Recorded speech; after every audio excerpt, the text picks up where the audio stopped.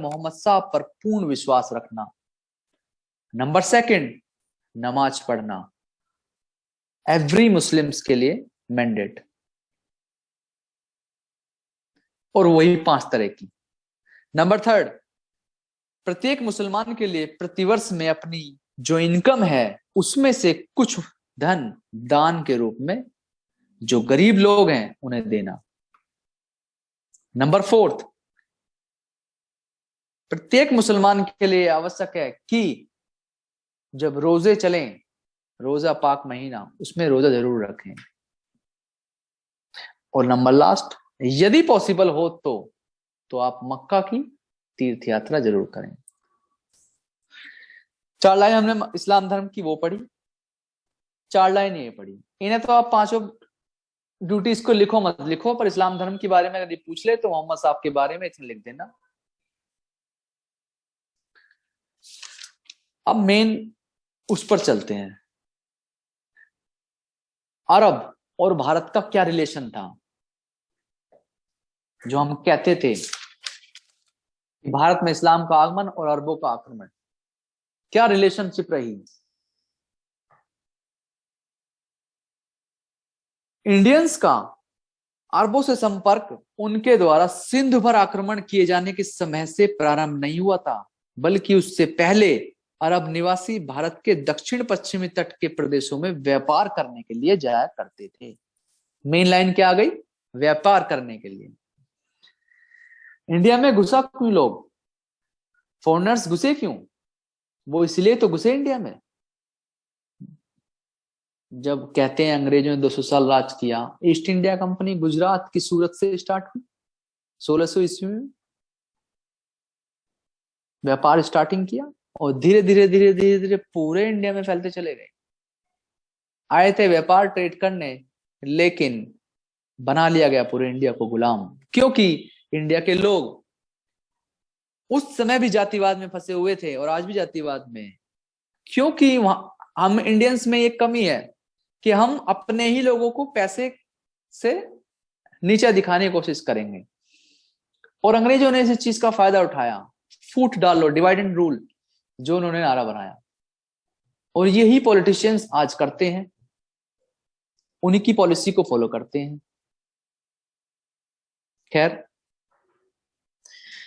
उनका मेन मकसद क्या था, व्यापार करने के लिए वो इंडिया आते थे। उनमें से बहुत से व्यापारी समुद्र तट पर बसने भी लगे और मुसलमानों का इफेक्ट भी बढ़ने लगा। धीरे धीरे ऐसे बढ़ा था, व्यापार करने आए, रहने लगे, स्टार्ट कर दिया रहना कि क्यों ना हम यहीं बस जाएं। जब आप कॉन्स्टिट्यूशन पढ़ेंगे आर्टिकल 19, उसमें ऐसा कुछ है।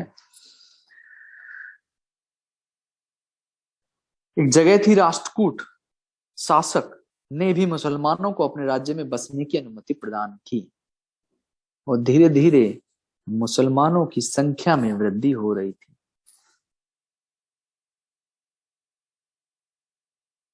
अब बात आती है अरबों ने आक्रमण कब किया। अरबों ने अपनी विजय लालसा के कारण खलीफा उमर थर्ड के समय से आक्रमण करना प्रारंभ किया, और 636 ईस्वी में बंबई के निकट थाना नामक स्थान पर आक्रमण किया। उसके बाद अरब लोग जो थे उन्होंने जल और थल दोनों मार्गों से भारत पर आक्रमण करते रहे, बट बाद के आक्रमणों का मुख्य उद्देश्य सीमावर्ती क्षेत्रों को जीतने तक सीमित रहा। बस, इससे आगे हम इसमें नहीं पढ़ेंगे क्योंकि फालतू फंड की बातें होती हैं, हमें क्वेश्चंस के प्रिपेयर के हिसाब से पढ़ना है।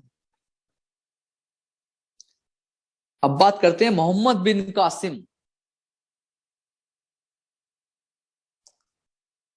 का आक्रमण।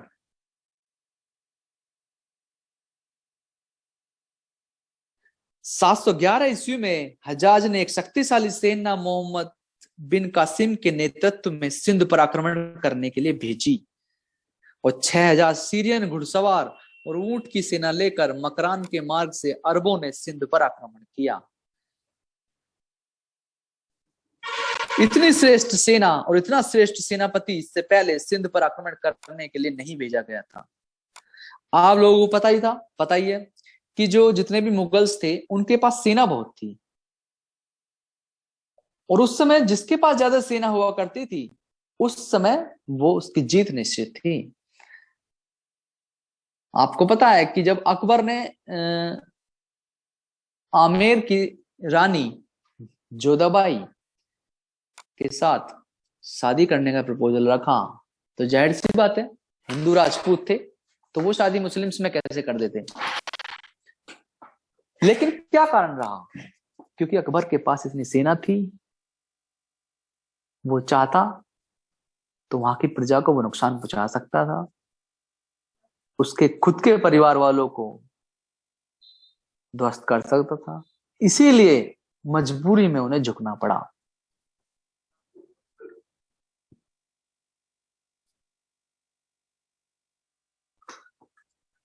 नंबर 1, मोहम्मद बिन कासिम के स्टार्टिंग से स्टार्ट हुआ जो आक्रमण सिंध के ऊपर।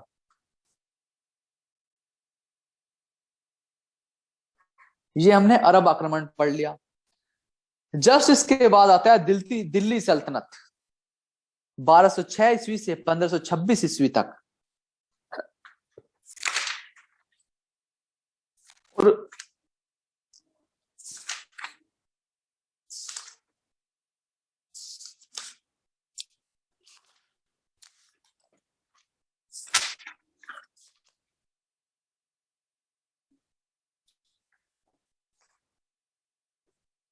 जो मोहम्मद गोरी की हम बात कर रहे थे, मोहम्मद गोरी के ऊपर क्वेश्चन भी था।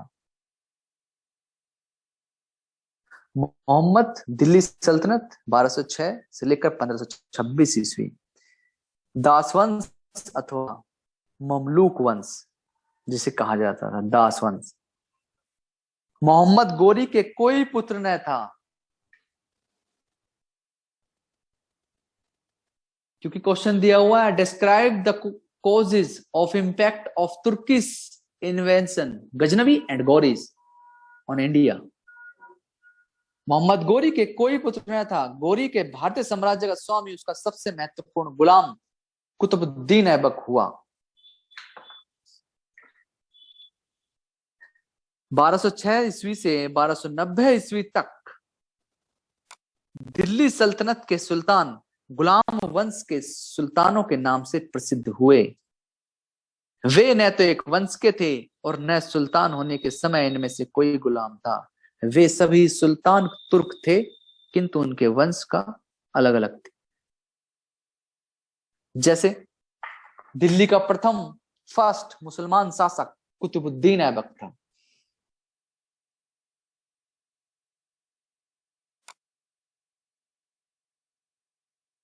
और उसी को तुर्की राज्य का संस्थापक भी माना जाता है।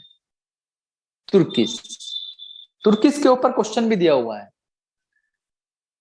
अब यहां क्वेश्चन बन गया क्वेश्चन बन गया कि कुतुबुद्दीन ऐबक को हम तुर्की राज्य का संस्थापक मानते हैं। क्वेश्चन बना तो हम इसे लिख देंगे।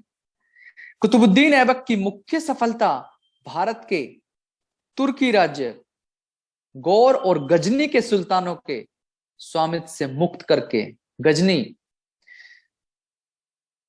मोहम्मद गोरी के निधन के बाद अस्थिर परिस्थितियों में उसे स्थायित्व प्रदान करना था। इसी कारण से उसे भारत में तुर्की राज्य का संस्थापक स्वीकार किया गया है, कुतुबुद्दीन ऐबक को। कुतुबुद्दीन ऐबक तुर्क था और उसके माता पिता तुर्किस्तान के निवासी थे।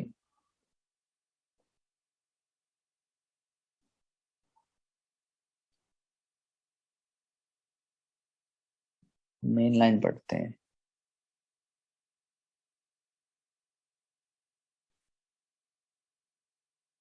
अनेक व्यक्ति अपने दासों को साहित्य, कला और सैनिक शिक्षा प्रदान कर उन्हें राज्य की उत्तम सेवा करने के लिए योग्य बनाया जाता था।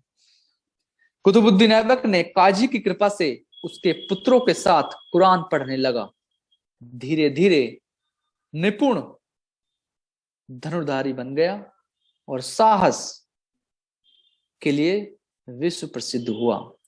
जब उसके पहले स्वामी की मृत्यु हो गई तो उसके पुत्रों ने इसे फिर बेच दिया और वह मोहम्मद गोरी का गुलाम हो गया।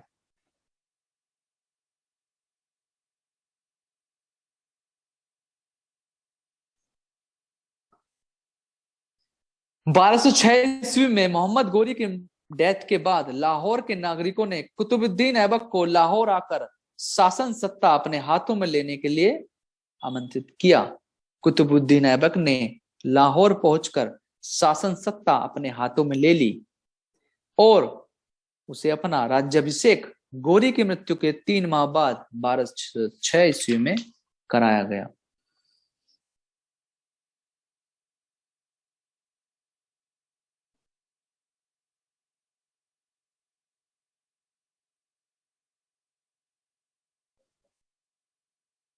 सिंहासन पर आसीन होने के बाद उसने सुल्तान की उपाधि ग्रहण नहीं की, बल्कि केवल मलिक की उपाधियों से ही संतुष्ट रहा। उसने अपने स्वामी मोहम्मद गोरी से प्राप्त किया था, जो कि इसी कारण ऐबक ने अपने नाम का खुतबा पढ़वाया और अपने नाम के सिक्के चलाए।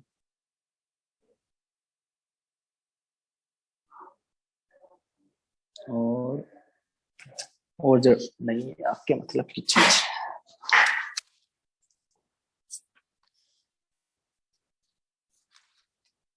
इल्तुतमिश दिया ही हुआ नहीं है आपके उसमें, गयासुद्दीन भी नहीं दिया हुआ, रजिया सुल्तान भी नहीं दिया। हाँ, अलाउद्दीन खिलजी दिया हुआ है, जिसे कहते हैं खिलजी वंश। 1290 से लेकर 1320 ईस्वी तक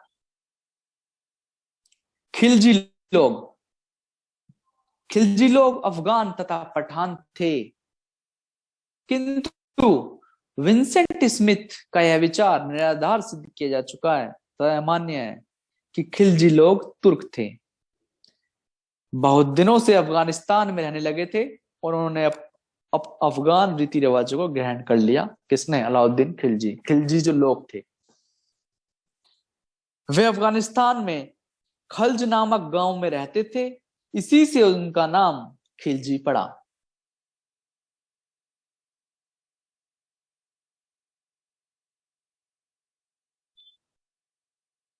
खिलजी लोग चंगेज खां के संबंधी कलीज खां के वंशज थे और उसी से बिगड़ते बिगड़ते उस वंश का नाम खिलजी पड़ा।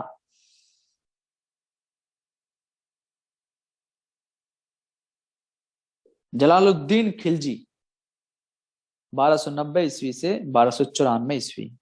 सुल्तान जलालुद्दीन फिरोज शाह खिलजी 3 जून 1290 ईस्वी को सिंहासन पर बैठा। अलाउद्दीन खिलजी के ऊपर तो मूवी भी आपने देखी होगी, पद्मावत मूवी जो आई थी।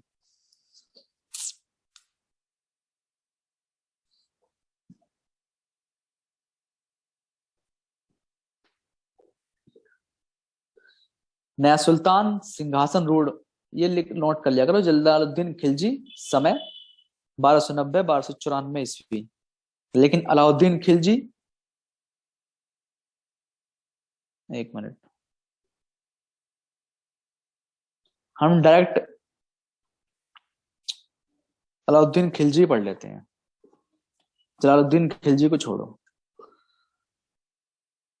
अलाउद्दीन खिलजी 1296 ईस्वी से लेकर 1316 ईस्वी तक। अलाउद्दीन 1296 ईस्वी में अपने चाचा जलालुद्दीन खिलजी का वध करने और पुत्र रुकनुद्दीन इब्राहिम को दिल्ली छोड़ने के लिए विवश करने के बाद, कहने का मतलब जलालुद्दीन खिलजी इनके चाचा थे, अलाउद्दीन खिलजी के, इन्होंने अपने चाचा का ही मार दिया और अपने जो उनका बेटा था रुकनुद्दीन अलाउद्दीन खिलजी का दिल्ली छोड़ने के लिए विवश करने के बाद दिल्ली के सिंहासन पर आसीन हुआ और इस अवसर पर उसने अब्दुल मुजफ्फर सुल्तान अलाउद्दीन व दिन मोहम्मद शाह खिलजी की उपाधि ग्रहण की। एक भाई था अलाउद्दीन, जलालुद्दीन के भाई शिहाबुद्दीन, इसे पढ़ने की जरूरत नहीं है, या आपके मतलब की है भी नहीं, ज्यादा डीप हो जाएगी फिर, यहां पढ़ लेते हैं। अलाउद्दीन की रुचि शिक्षा प्राप्त करने से अधिक सैनिक कार्यों में थी। उसने घुड़सवारी और तलवारबाजी में कुशलता प्राप्त कर ली। उसकी सैनिक प्रतिभा से जलालुद्दीन अत्यधिक प्रभावित था। उसने अपनी पुत्री का विवाह अलाउद्दीन से कर दिया। सुल्तान जलालुद्दीन ने उसे अमीर एतजुक के पद पर आसीन कर दिया। उस समय जो पद हुआ करते होंगे उनके ऐसे ऐसे नाम थे।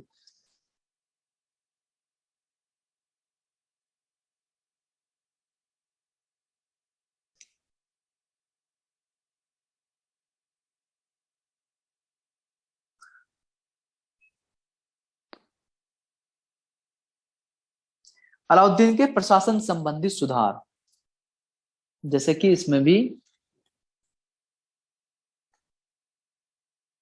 दिया हुआ है। Describe briefly the administrative, military and economic reform of Alauddin Khilji. उसकी आर्थिक स्थिति सुधरी कैसे?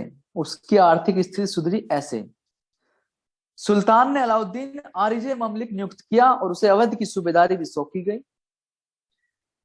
अलाउद्दीन का सैनिक अभियान 1295 ईस्वी में देवगिरी दौलताबाद के राजा रामचंद्र देव पर हुआ। उसका मुख्य उद्देश्य वहां से धन लूटना था, जो कि एक यादवों की राजधानी थी। अलाउद्दीन ने वहां की राजधानी पर आक्रमण किया और जो देवगिरी से उसे धन मिला उससे उसकी आर्थिक स्थिति मजबूत हो गई।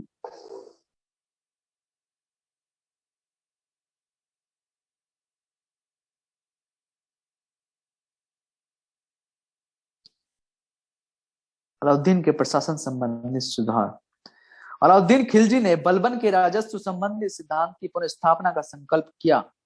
बलबन की भांति वह भी राजा के प्रताप में विश्वास करता था और उसे पृथ्वी पर ईश्वर का प्रतिनिधि मानता था। उसका दृढ़ विश्वास था कि सुल्तान की अन्य सभी मनुष्यों से अधिक बुद्धि होती है, इसलिए उसकी इच्छा ही कानून होनी चाहिए। वो इस प्रिंसिपल को मानता था कि राजा का कोई संबंध नहीं होता और राज्य के सभी निवासी उसके सेवक या प्रजा होते हैं। वह अमीर व उलेमा को अपना सेवक बनाकर रखना चाहता था। अमीर व उलेमा, इनको अपना नौकर गुलाम, जैसा उसने पद्मावत मूवी में क्या नाम रहता है राजा का, जयसिंह, उसे भी गुलाम बनाना चाहा। हालांकि जब इनके पास सेना हुआ करती थी ज्यादा तो ये किसी पर भी विजय प्राप्त कर लेते थे।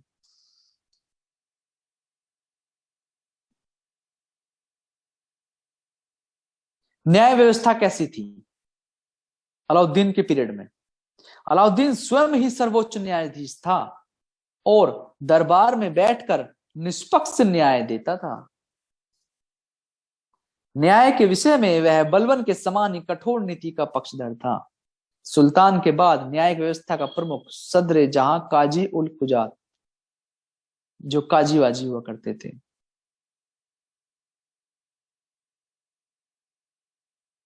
और वो पनिशमेंट किस तरह का देता था? मृत्युदंड, अंग भंग, कारावास, कोड़े मारने की सजा और प्रॉपर्टी की फॉरफीचर ऑफ प्रॉपर्टी, संपत्ति की जब्ती। इतना स्ट्रिक्ट पेनल्टी देता था कि जिससे लोग डरते थे और उस डर की वजह से पूरे स्टेट में एक पीसफुल शांति रेगुलेट थी। अच्छा, इसने एक काम और किया था, डाक की व्यवस्था। सुल्तान ने डाक व्यवस्था की ओर भी ध्यान आकर्षित किया। यह व्यवस्था सेना के लिए भी आवश्यक थी। अनेक डाक चौकियों की स्थापना कर वहां घुड़सवारों और लिपिकों को नियुक्त किया गया, क्योंकि जब भी युद्ध हुआ करते थे तो डाक व्यवस्था बहुत हेल्पफुल होती थी। ये सब हेडिंग ही तो बन रही है, अलाउद्दीन के प्रशासन संबंधी सुधार, न्याय व्यवस्था, डाक की व्यवस्था।